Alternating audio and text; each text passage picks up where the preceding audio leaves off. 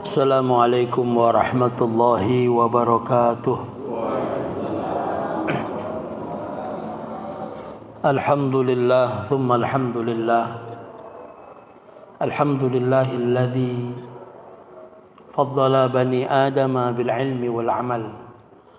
Ashhadu an la ilaha illallah wahdahu la syarika lah. Wa ashhadu anna sayyidana Muhammadan abduhu wa rasuluh.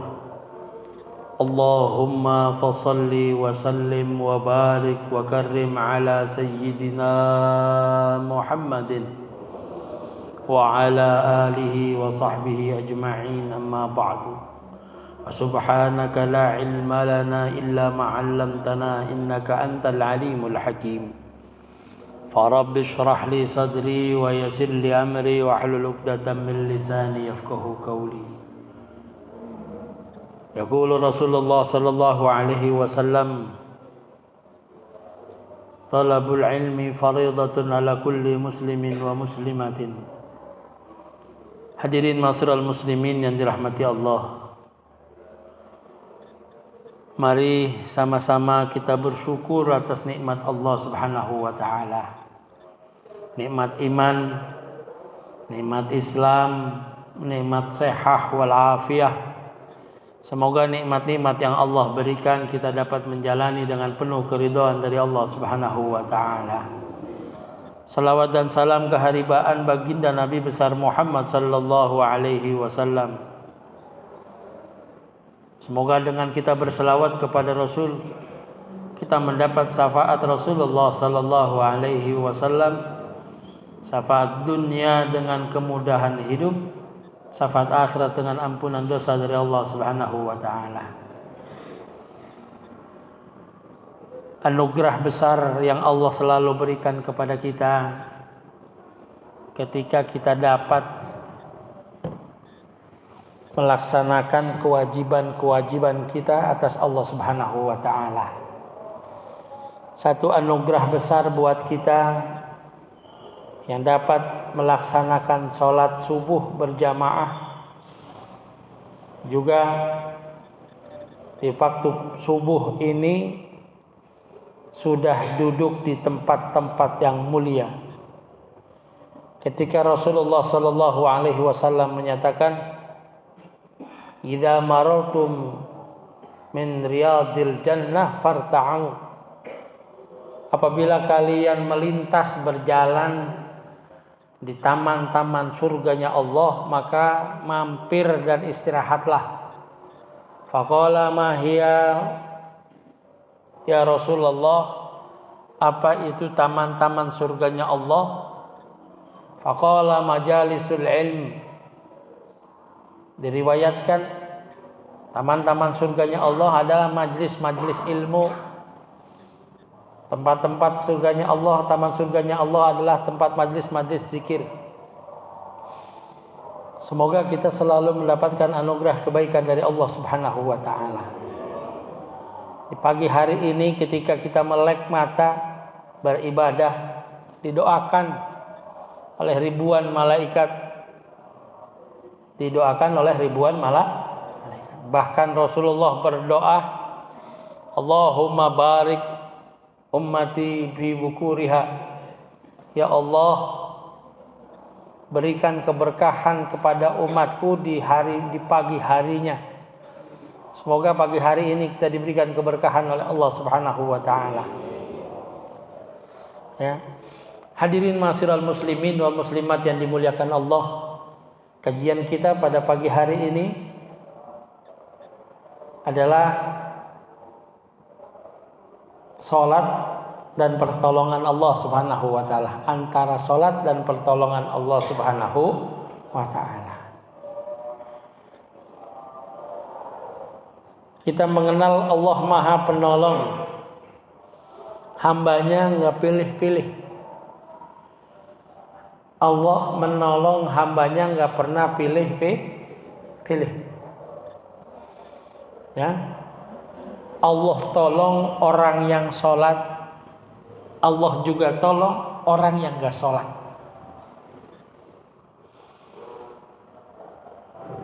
Wallahu khairun nasirin.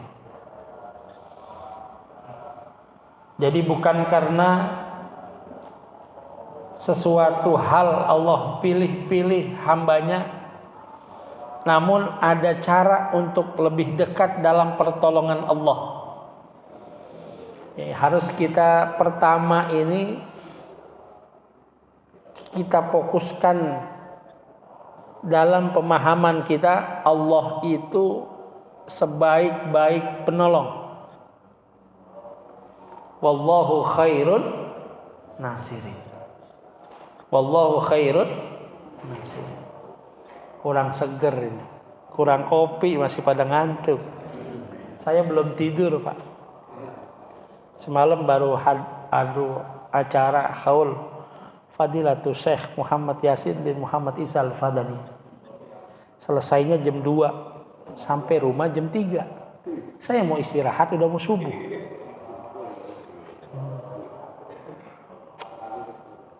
Yang pertama, Allah Maha Penolong. Lantas kalau ibu-ibu lagi maksiat. Maksiat bagaimana maksudnya, Ustadz? Lagi nggak sembahyang. Bukan lagi dapat waktunya nggak sembahyang. Lagi sengaja nggak sembahyang, tapi lagi wajib sembahyang. Bapak-bapak lagi ninggalin sembahyang. Bapak-bapak lagi nikmatin hiburan.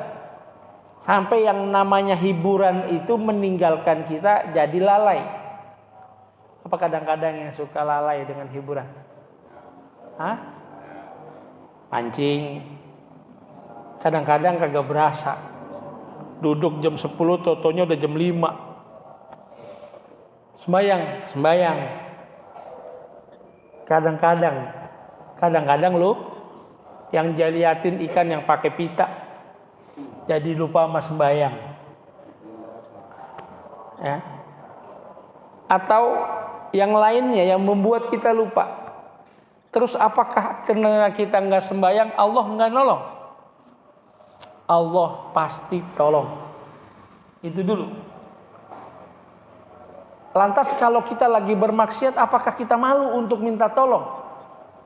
Mestinya malu.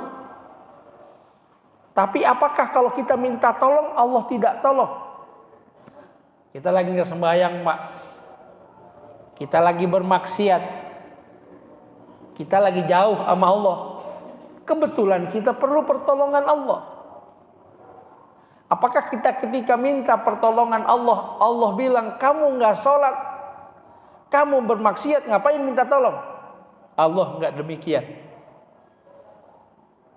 Jadi yang pertama harus kita konsep, harus kita pikirkan Allah Maha Penolong.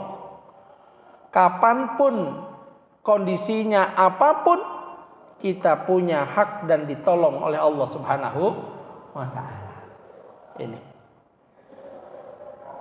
antara sholat dan pertolongan Allah. Nah, bagaimana ketika ada kalimat wasta'inu bis-sabri was-shalah? Al-isti'anah wa huwa talabul mu'awanah. Isti'anah artinya minta pertolongan. Ista'inu bis-sabri was-shalah. Mintalah pertolongan Allah.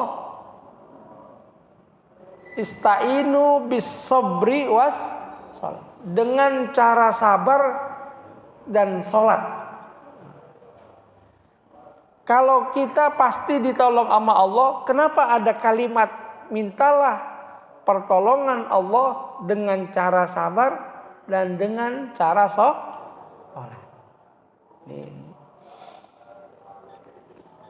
Faqala in kanat thaqilatan al hawa.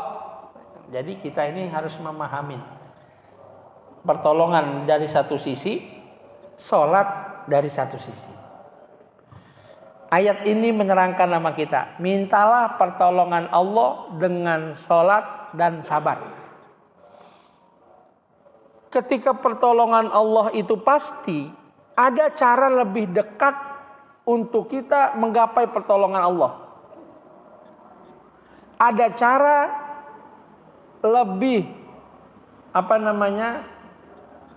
lebih baik dengan cara kita sabar dan kita minta dengan cara sholat. Kita minta pertolongan. Kita ada masalah. Kita punya masalah. Kadang-kadang kalau orang lagi dirudung masalah itu, akalnya nggak bisa berpikir, Pak. Ya, apalagi dililit utang, apalagi musibah. Ini kadang akal pikiran ini kagak bekerja dengan bagus. Lagi kena masalah. Makanya perlu kita ngomong, kita sharing, kita berbagi sama orang lain yang kita percaya. Ya ingatnya, kena musibah, kena musibah, kena masalah, datang sama orang yang kita yakin orang itu menolong. Kalau tidak menolong, orang itu akan memberikan pandangan pencerahan dengan baik dan dia mengunci keluh kesah kita. Ini harus kita pilih-pilih, Pak. Kenapa? Karena kadang-kadang orang cerita, udah nggak ditolong, diledekin. Udah nggak cuma diledekin, diomongin sama orang. Makanya suruh pilih.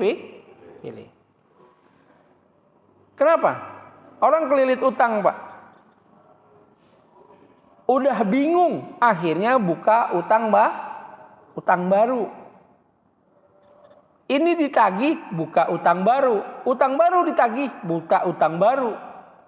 Akhirnya nggak ketemu. Semuanya ada ribanya. Makanya disuruh ketika ada masalah, ista'inu tolabul mu'awanah bisobr. Sabar dulu. Kalau sudah tenang, kira-kira ini mau ngapain? Kira-kira kalau sudah tenang ini mau ngapain? Tenangin dulu.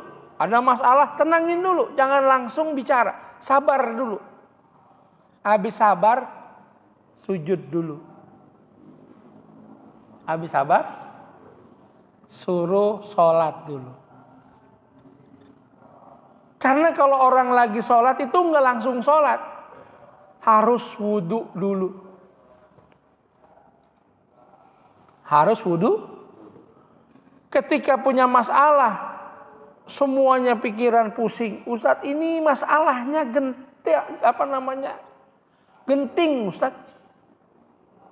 Ini kalau enggak entar saya ditagih, kalau enggak entar saya dimarahin, kalau enggak entar saya mungkin disakitin.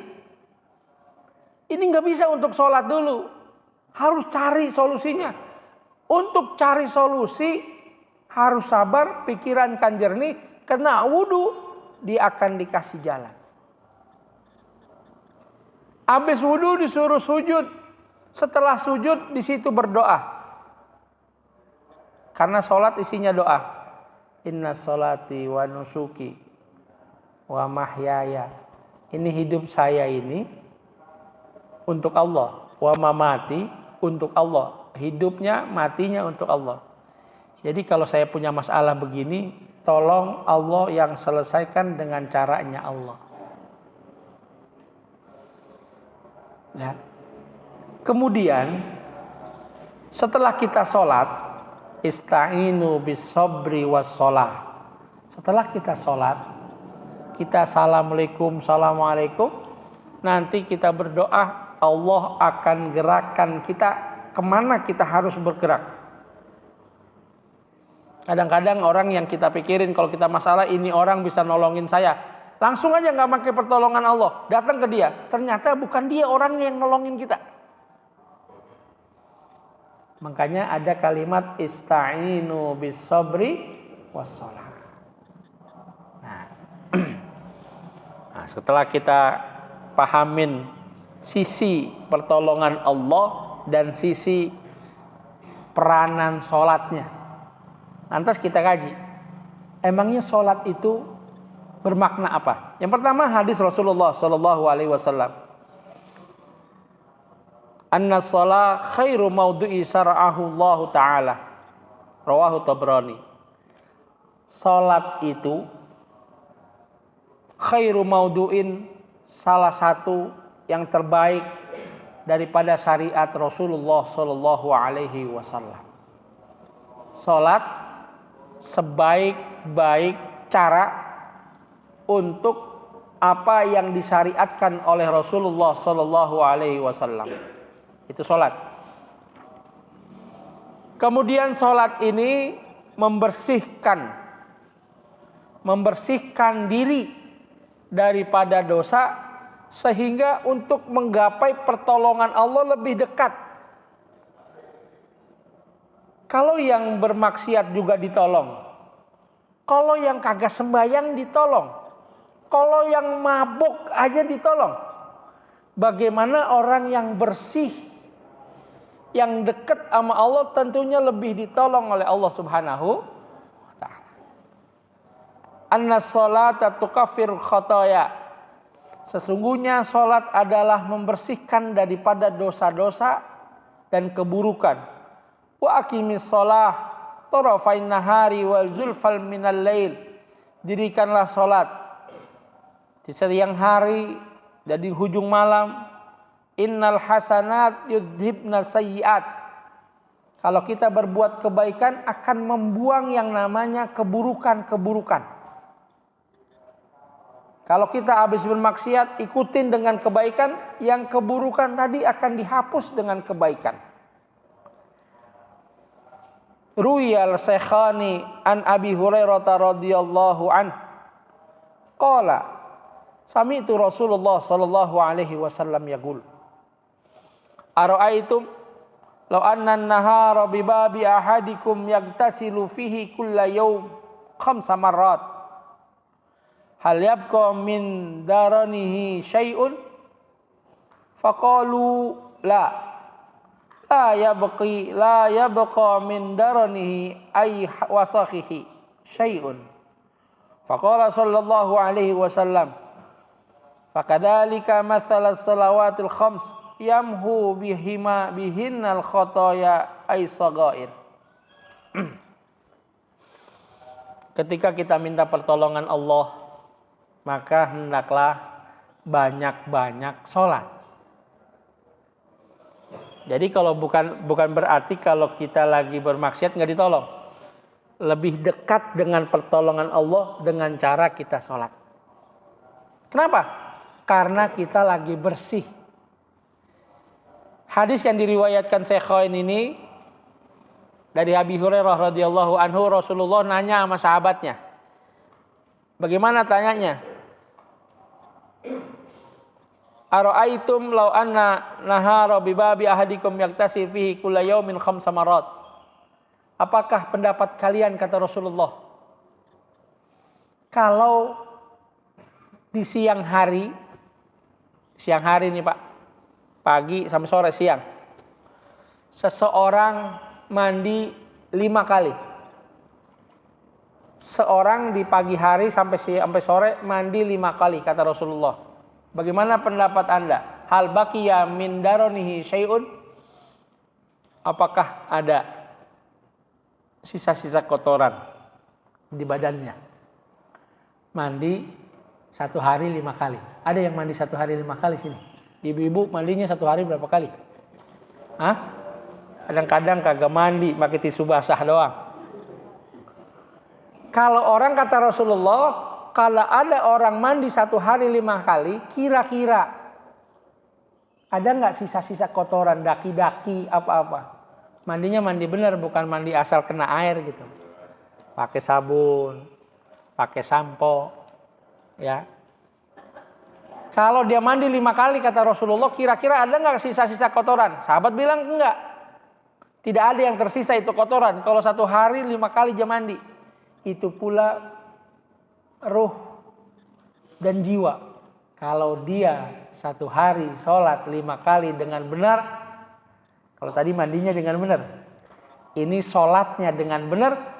Tidak ada tersisa lagi dosa-dosa kecilnya dari dalam badan dan jiwanya. Ketika dia angkat tangan, ketika dia minta pertolongan dari Allah, lebih dekat untuk menggapai pertolongan Allah Subhanahu wa ta'ala. Masyiral muslimin yang dirahmati Allah. Yang hadis yang kedua, ammal kabair. Kalau tadi mandi sogoir, sholat 5 waktu menghapus dosa kecil. Di sini terangin, ammal kabair. Bagaimana dengan dosa-dosa besar?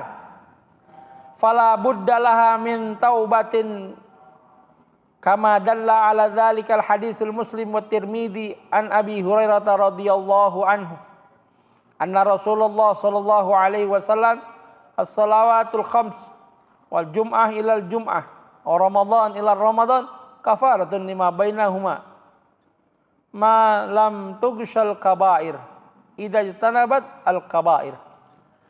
Kalau dosa besar, tobatnya harus tobat yang besar.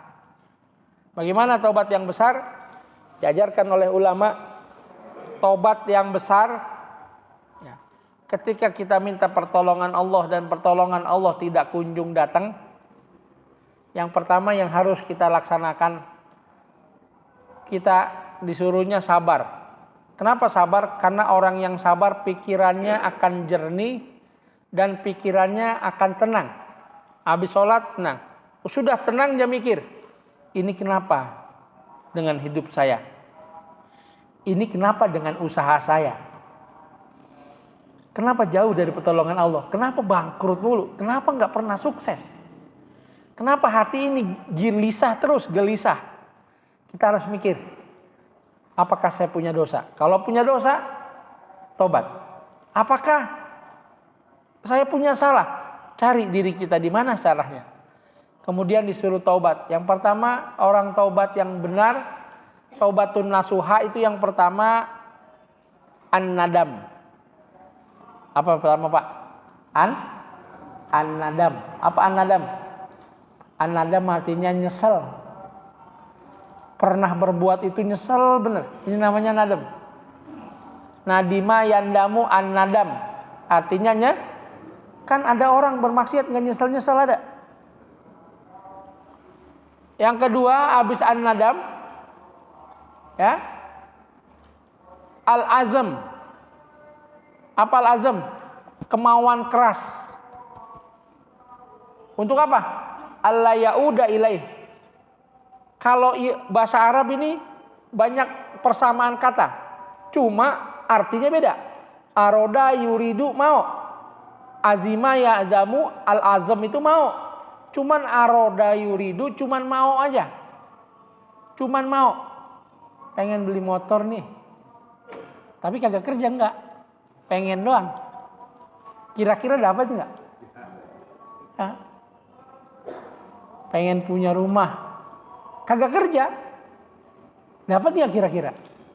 Enggak, kalau babanya orang kaya dapat. Tapi kalau kagak kerja, nggak punya orang tua yang punya banda, kagak dapat. Cuman mau namanya irodah. Kalau al-azmu mau tapi ada usaha. Nah, ini kalau mau taubat yang sesungguhnya al-azm, ada kemauan untuk tidak kembali lagi ke masa-masa itu. Yang ketiga taubat al-ighla, an-nadam, al-azmu wal ighla. Apa ighla? Kalau bahasa ighla, bahasa Arabnya cabut. Apa yang dicabut? Pindah. Ini kita punya lingkungan semuanya pencopet. Kita nggak bakal bisa keluar daripada itu kecuali kita pindah dulu dari kampung itu. Ini di kampung semuanya ngomongnya kotor, kasar. Biar supaya anak kita nggak ketularan kasar, pindah, jangan di kampung itu lagi. Itu namanya taubat. Punya teman, ya, kalau punya teman nih, teman ngajakin maksiat mulu. Ayo kita maksiat, ayo kita minum. Bagaimana biar supaya kita itu nggak balik ke tempat maksiat itu? Tinggalin itu teman yang begitu, suruh tinggalin. Saya mau tobat, tapi mainnya sama dia terus, nggak bisa. Nah, sudah bersih itu, minta sama Allah, kemudian dibantu dengan sabar dan sholat, akan lebih dekat menggapai pertolongan Allah. Masyarul muslimin yang dirahmati Allah. Karena semuanya atas izin Allah. Makanya kita berusaha cari cara biar Allah tolong kita. Dan kalau pertolongan Allah ini Pak, caranya pahit. Pertolongan Allah ini caranya pahit dulu. Nggak semuanya, ya Allah tolong saya. Kalau Allah tolong, caranya pahit dulu. Ntar baru hasilnya manis. Nah saya ceritakan, mungkin ada ABRI di Batu sono. Yang cerita sama saya ini dai yang dari ABRI, seorang dai. Naik ke gunung 2 mobil. Jenderal sama ajudan. Kan biasa kalau jenderal bawa ajudan, ya. Ya lagi rame lagi nih jenderal sama ajudan. Ya. Ini mah enggak dibunuh enggak ini. Naik jenderal bawa bini, ajudan bawa bini. Di belakang ajudan semua. Ini jenderal biar bintang 2. Kalau bininya jenderal juga. Kalau bininya bintang 1, jenderal bintang 2. Kalau di rumah kalah sama bininya. Boleh jadi kalau dia di depan rumah anggotanya menang dia. Tapi kalau di rumah mungkin dia kalah sama bininya. Lagi di jalan, bininya ajudan ini pengen ke toilet Pak. Pengen kemana? Toilet. Bilang sama suaminya, pengen banget ke toilet. Pengen buang air. Jangan. Takut sama jenderal. Diam-diam aja. Kata bininya udah gak tahan. Akhirnya ngomong. Akhirnya jalan. Kata jenderalnya gak dikasih. Akhirnya jenderalnya ngelihat ke belakang. Kata bininya, dipelototin sama bininya. Berhenti juga tuh jenderal. Iya dah, ayo berhenti dah. Akhirnya yang minta bininya, akhirnya turun dah nih. Ayo cepet. Turun istrinya, ajudan ke kamar mandi. Suaminya juga turun. Lama rupanya Pak. Katanya jenderal yang satu nih, ntar ikut mobil belakang. Saya jalan duluan. Sudah habis waktunya ini. Akhirnya jenderalnya jalan. Ini dari kamar mandi nih Pak. Kira-kira lakinya marah kagak? Marah kagak? Marah. Lama Pak di kamar mandi. Ya berantem dah. Berantem tuh. Sambil nungguin mobil datang belakang berantem. Lama banget berantem dah. Ini cerita ini. Enggak lama mobil datang. Ayo naik. Malu-maluin. Lama gitu. Enggak lama dia baru naik. Belum sampai naik bininya. Ayo cepetan naik. Baru mau naik nih. Ada sepeda. Sepeda ontel tuh kalau di Jawa. Aki-aki. Nanya. Bapak rombongan. Iya. Berapa rombongan Pak? 2. Yang di depan rombongan Bapak? Iya. Cepet Pak kejar. Mobil depan kecebur jurang. Itu bininya langsung ditarik. Dicari bininya. Dipelukin. Bininya dipelukin. Apa kata lakinya? Untung lu di kamar mandi kencingnya lama. Kalau lu cepet kita mati itu sama dia. Pertolongan Allah itu awalnya pahit. Allah mau nolong dia, mau ngeluarin daripada selamat. Ini mau mati. Dia dikeluarin, belum waktunya, belum ajalnya, dikeluarin. Tapi caranya berantem dulu. Makanya kalau terjadi sesuatu ada di diri kita, ada di keluarga kita, kita mau tunggu. Apa hikmah yang Allah kasih sama kita nih? Kalau kita dikasih ujian yang luar biasa, terima. Pahit kayak getir, terima dulu. Ntar nih mau Allah kasih apa saya. Kadang-kadang kita kurang sabar. Udah langsung aja bilang Allah kagak adil. Allah pilih kasih saya kok begini banget hidup. Kan kadang-kadang kita begitu. Nah, banyak yang lainnya, cerita-cerita yang lain. Untuk apa? Adanya kejadian seperti ini. Faktabiru ya ulil albab. Biar kita semua berpikir bahwasannya Allah Maha Penolong. Cuman caranya Allah pahit dulu. Caranya Allah getir dulu. Caranya Allah mau kasih pelajaran dulu. Dengan apa? Sabar enggak? Kembali enggak sama Allah? Sholat enggak? Nah. Dan orang yang sedang diuji sama itu, dan orang yang sedang diuji dengan apapun yang dengan muncul kesulitan, dia lagi sedang dekat dengan Allah Subhanahu wa taala. Semoga kita selalu dekat pada Allah Subhanahu wa taala. Ini saja yang dapat saya sampaikan. Silakan kalau ada yang mau ditanyakan. Pertanyaannya adalah, apakah orang yang rajin sholat akan dijamin untuk masuk surga? Mohon penjelasan Allah. Terima kasih. Assalamualaikum warahmatullahi wabarakatuh.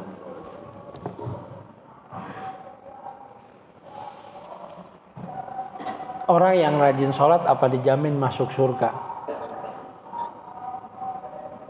Apakah sholatnya itu sudah menjadi tanha anil fahsya'i wal munkar? Gitu dulu gitu. Inna sholata, sesungguhnya sholat itu mencegah dari perbuatan keji dan munkar.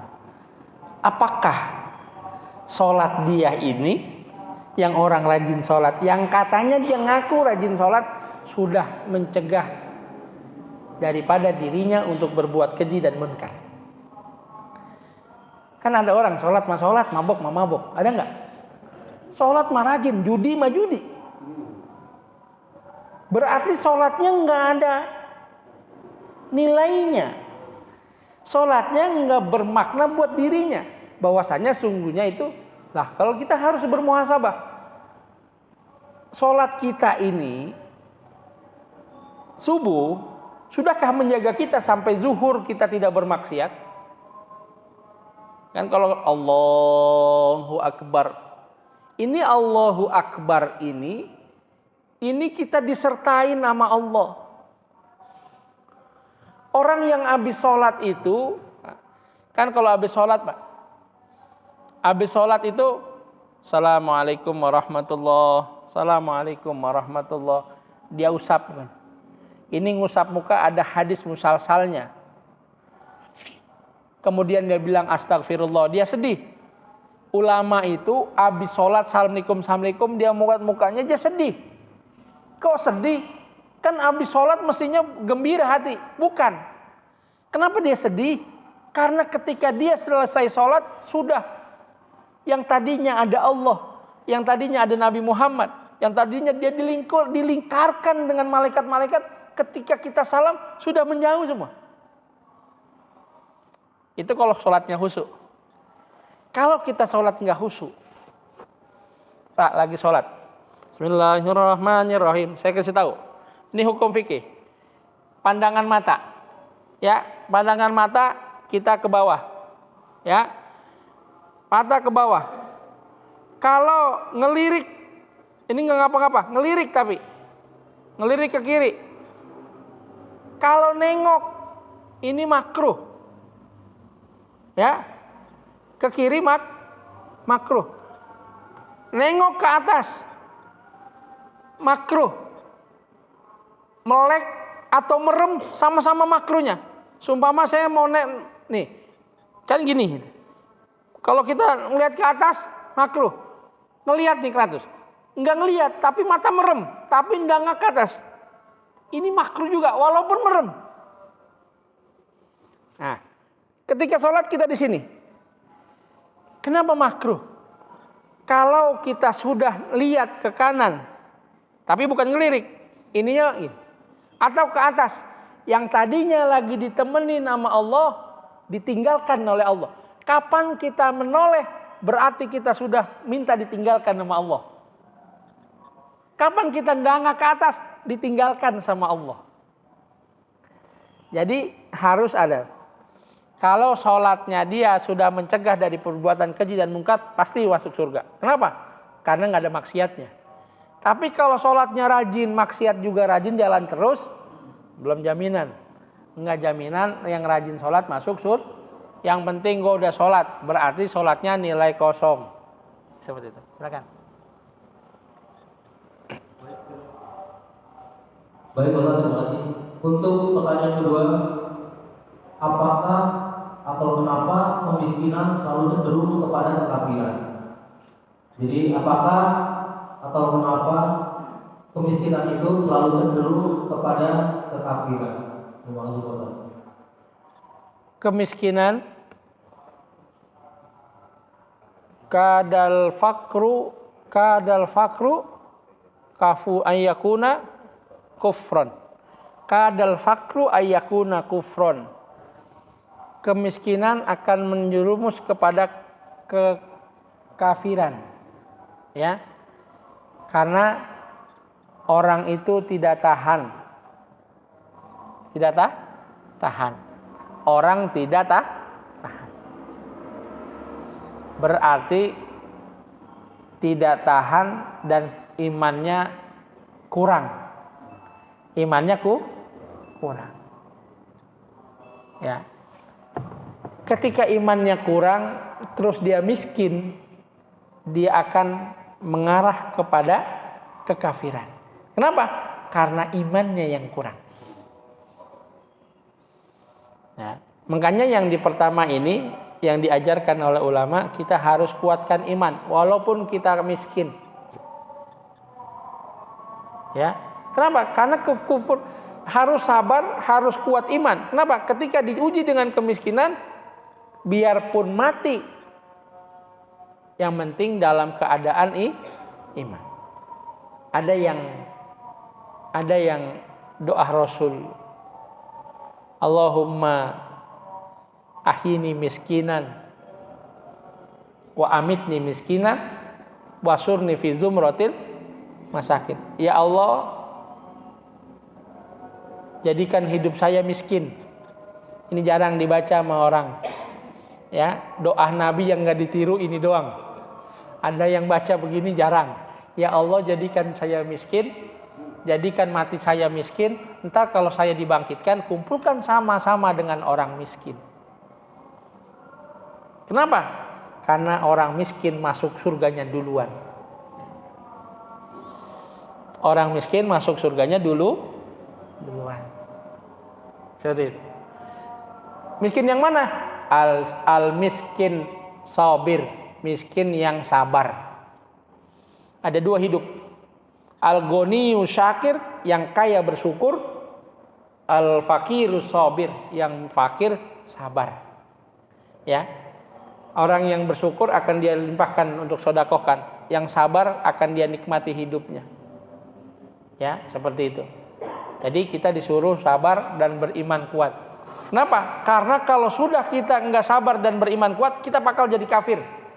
Ini makanya ada kalimat kadal fakru an yakuna kufron.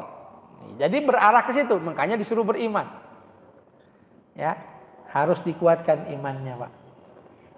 Biarpun enggak punya apa-apa. Saya bilang, Pak, jangankan harta yang banyak, mobil. Ini baju nih kita. Baju yang kita pakai nih yang sederhana nih, mukena yang sederhana, semuanya dijadikan hisab sama Allah. Dari mana? Belinya pakai duit apa? Kalau udah dibeli, dipakai apa kagak? Kira-kira itu mukena yang bagus dipakainya buat sembahyang doang, apa buat pamer sama tetangga? Ya, ada orang kaya Pak di zaman itu, tabiin. Orang kaya bener.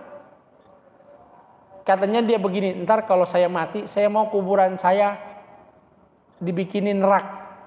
Maksudnya kayak di Maklak tuh Pak, orang ditaruh-taruh doang. Ya, kagak dipendem, kagak. Habis dibuka, ditaruh-taruh dong. Dalamnya ada rak. Kayak rak sepatu. Masukin orangnya. Dia bikin kayak gitu. Cuman satu buat dia, satu buat yang nemenin. Yang nemenin orang hidup Pak. Terus dia tanya, kira-kira ada nggak anak saya yang mau nemenin saya kalau saya mati? Kalau ada yang mau nemenin saya potong dulu dari sekarang. Hartanya setengah buat dia, setengah saya wariskan. Kagak ada yang mau anaknya. Ada nggak yang mau nemenin saya? Harta saya kasih semua. Nggak ada yang mau. Siapa yang mau nemenin di kuburan? Ada orang miskin Pak, kagak punya apa-apa. Dia kerjaannya nebang pohon. Punya kampak doang, satu kampak. Yang buat tebang pohon kampak. Akhirnya, saya mau. Buat apaan? Saya mau biar dapat hartanya, saya nggak mau hidup susah, nggak mau, udah capek. Akhirnya, iya boleh kalau nggak mau hidup susah. Kebetulan dia sudah tanda tangan, kemudian dia mati. Dia dipendam Pak, bareng-bareng. Dia di sebelah sini, mayat sebelah sini. Cuman dia dikasih udara. Pas sudah dia lagi tiduran situ, karena bandanya cuma satu kampak, dia mau masuk itu kampak. Nggak lama aja tidur, sebelahnya mayat. Malam-malam beberapa saat itu datang malaikat munkar wa nakir. Waduh, kata dalam hati nih dia nih. Ini ceritanya di gitu. Dalam tabi. Ini kalau bahasa kitanya nih, waduh, udah mau ditanya dan nih. Itu malah malaikat munkar nakir kagak ke mayatnya. Nanya yang nemenin. Lu ngapain nemenin? Ditanya nih yang nemenin. Udah ditanya, itu apaan? Kampak. Dapatnya dari mana? Kampak punya siapa? Belinya berapa? Belinya pakai duit apa? Lewat seharian. Perjanjiannya 40 hari Pak. 40 hari dia kuat nemenin mayit ini. Sampai 40 hari selesai. Dia ngambil hartanya. Itu dari hari pertama sampai hari ke-40. Semuanya malaikat munkar nakir nanyain. Nggak nanyain mayat. Nanyain yang nemenin. Yang ditanya cuma satu, itu kampak doang ditanyain. Udah selesai 40 hari dia keluar dah dari kuburan tuh. Dicariin sama ahli warisnya. Mana itu orang yang nemenin bapak saya? Kata dia, udah dah. Ambil aja dah tuh harta. Saya cuma mati bawa kampak doang ini sehingga kelar-kelar ditanya. Bagaimana kalau saya dikasih hartanya dia? Mau sampai kapan saya ditanya katanya. Kampak aja satu nggak kelar-kelar 40 hari. Ada di Goya Tatrib, itu nama kitabnya ada. Cerita itu. Luar biasa. Itu kampak doang satu nggak kelar-kelar 40 hari. Bagaimana kalau separuh harta yang mati dikasih dia? Makanya kalau kita dikasih apa adanya, kita nikmatin. Biar ringan ntar hisab kita di alam akhirat.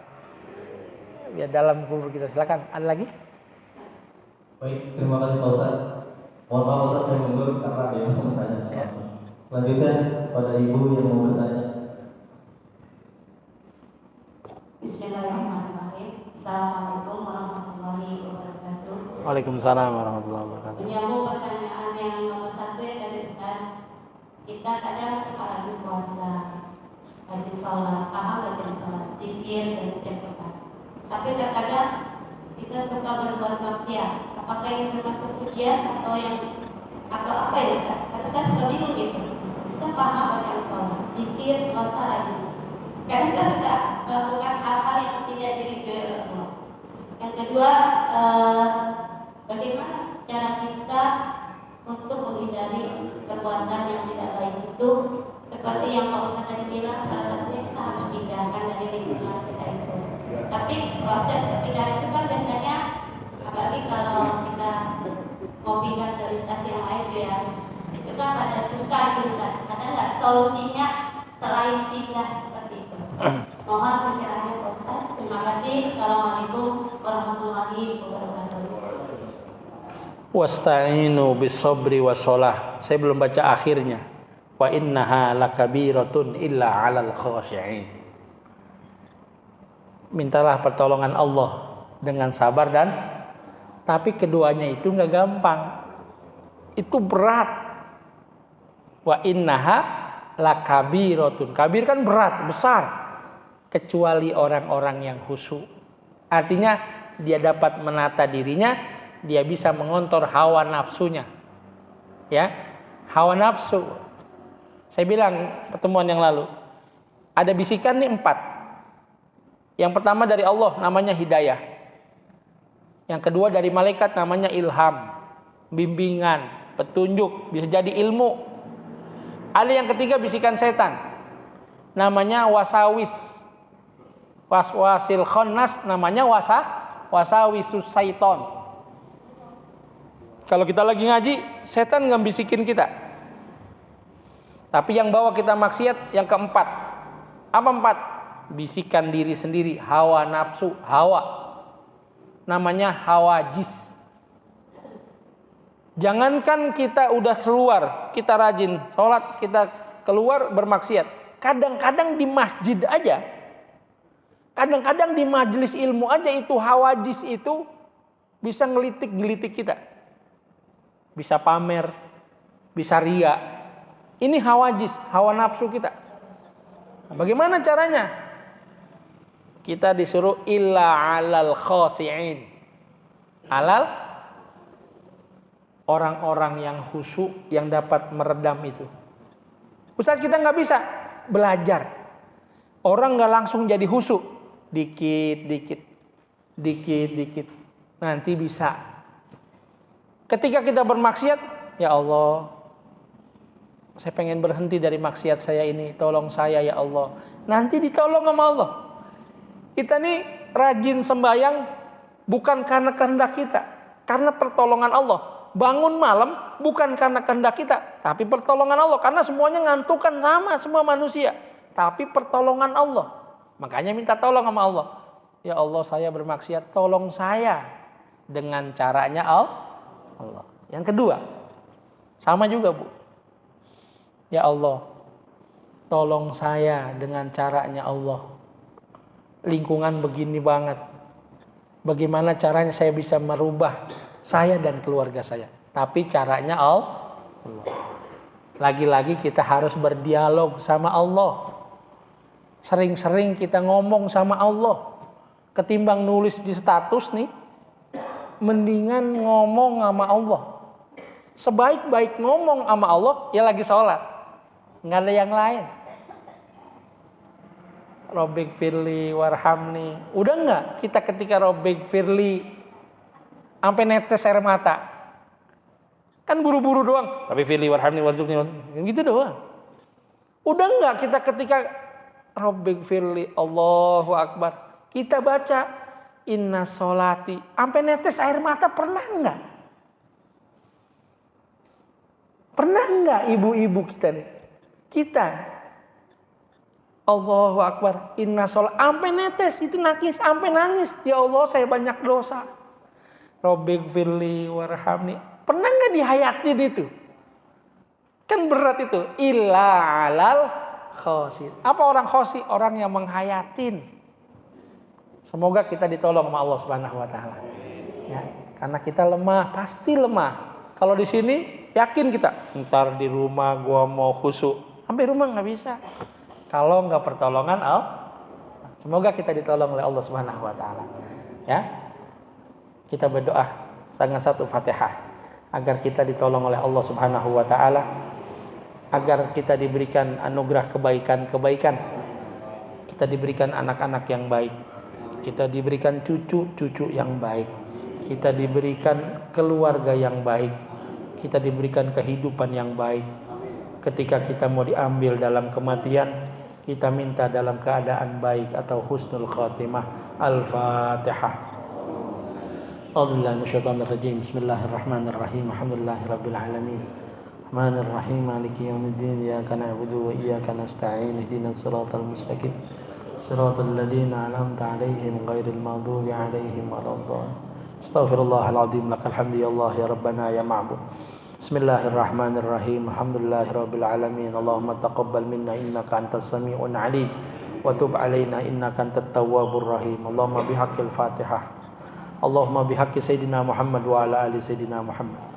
Ya Allah, dengan kemuliaan Nabi Muhammad dan kemuliaan majlis pagi subuh ini ya Allah, berikan kami yang baik-baik ya Allah. Tolonglah kami ya Allah, kami yang berdosa, kami yang lemah. Tolonglah kami untuk menjadi diri kami lebih baik. Jadikan kami manusia-manusia yang baik. Ya Allah ya Tuhan kami, orang tua kami yang hidup, panjangkan umur dalam keadaan baik. Ya Allah ya Tuhan kami, orang tua kami yang telah meninggal dunia, kerabat kami yang meninggal dunia, ketika dia dipanggil oleh-Mu ya Allah, membawa dosa, ampunilah ya Allah. Ampunilah segala khilafnya ya Allah. Ampunilah segala kesalahannya ya Allah. Anak-anak kami ya Allah di zaman yang penuh dengan fitnah, zaman yang mana orang bermaksiat, zaman bagaimana orang akan dirusak dengan zaman. Jagalah anak-anak kami ya Allah. Kami titipkan anak-anak kami ya Allah. Sebatas mata kami bisa menjaganya, tapi jauh dari kami titipkan padamu. Jaga iman Islamnya anak-anak kami ya Allah. Jaga anak-anak kami ya Allah. Rabbana hablana min azwajina wa dhurriyyatina qurrata a'yun waj'alna lil muttaqina imama. Rabbana atina fid dunya hasanah wa fil akhirati hasanah wa qina adzabannar. Bifadlika subhana rabbika rabbil izzati amma yasifun. Wassalamun alal mursalin walhamdulillahi rabbil alamin. Walafu minkum. Wassalamualaikum warahmatullahi wabarakatuh.